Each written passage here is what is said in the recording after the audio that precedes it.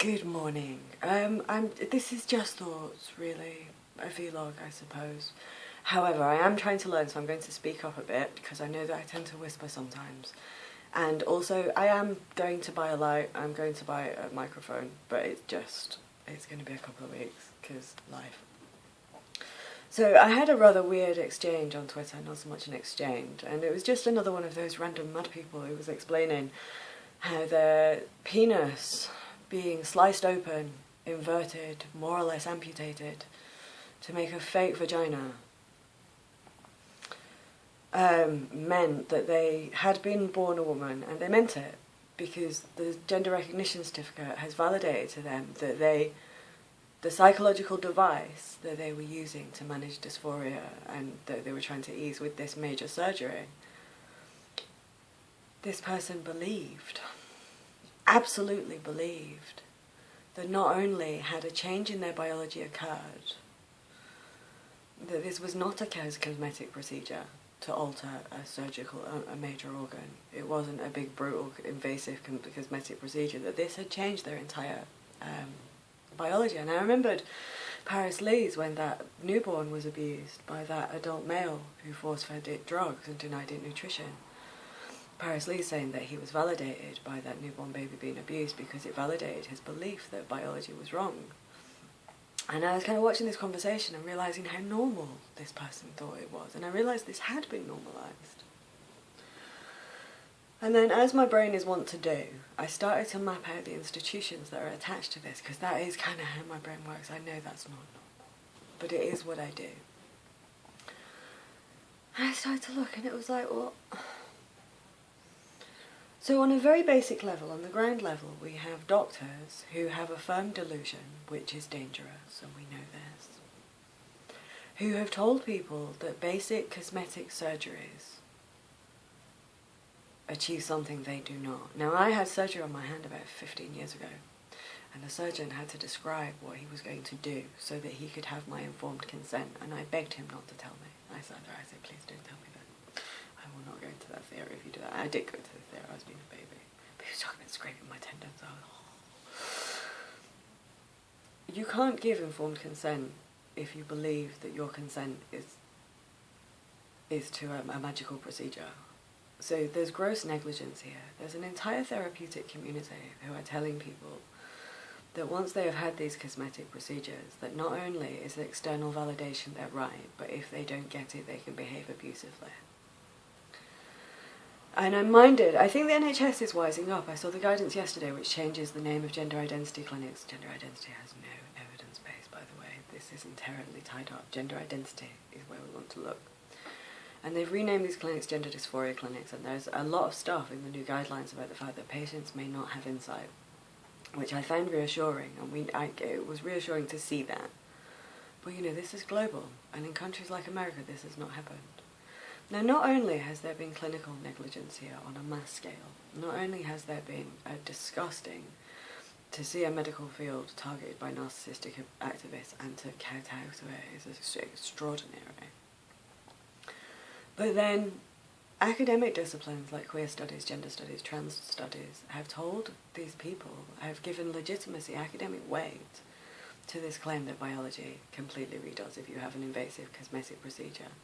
And they have managed to construct a belief system where the psychological device that adults use to manage this, to justify this major surgery, is to be applied to children, is to be applied to undermine sex-based protection, and to undo safeguarding. This is actually extraordinary. Now all we have to do is say no, but the scale of the institutional kind of backup for this, and the scale of the kickback that we are going to receive, it's fucking staggering. Now, what I knew when I realised what had happened with austerity was just, it was kind of partially institutional development, and partially indifference, and partially a reflex response to hit out at women like us because we've never been a political force. We kind of knew that there was nothing theoretically that could ever be done. Women had to say. Women had to stand up. There wasn't a solution that could be caused by 6 people arguing in a sober way in a room. Women had to actually stand up, and that's happening. And it is very heartwarming to see. But we have been put at risk of very unwell people by gross negligence. By gross negligence in media, we have politicians who are saying we don't understand the baseline of the rule of law, which we already fucking knew because of Stereo Show.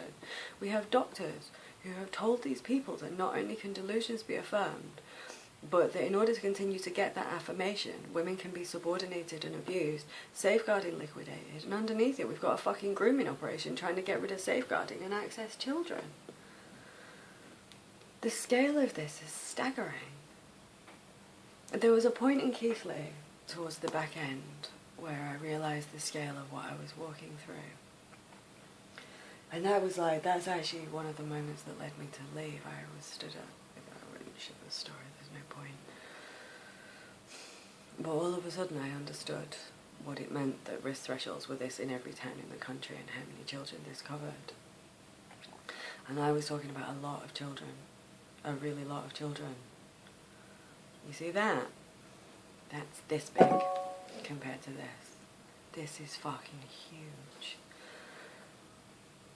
Now, narcissists can't deviate, so the activism isn't going to change, and what was done to the Leeds women last night was fucking outrageous. I am so appalled at the way that was done, and Jess Lennox, Leeds City Council, are going to sing holy fucking hell this week. But we're going to have to use each institution in turn. So the scale of it is both terrifying and the opportunity of a lifetime.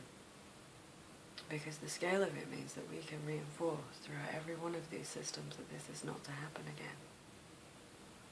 That's immense. I know it doesn't feel like it, but we've been given the opportunity of a fucking lifetime. But I do think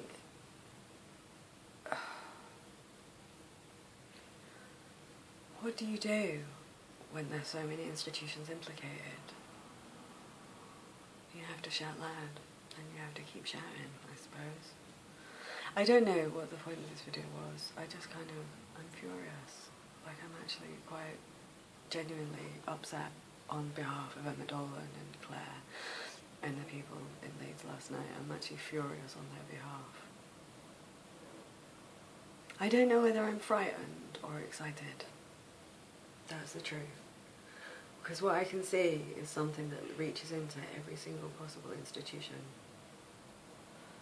that we needed to impact, that gets rid of an entire layer of duff academic disciplines, that addresses a blind spot that's been at the core of doing great harm, more harm than we know for years. And we're literally on the threshold of being able to address this indifference to women and get recognition of these systems. But I'm scared of the blowback, because I've been on the receiving end of elite institutions and it's frightening. I'm going to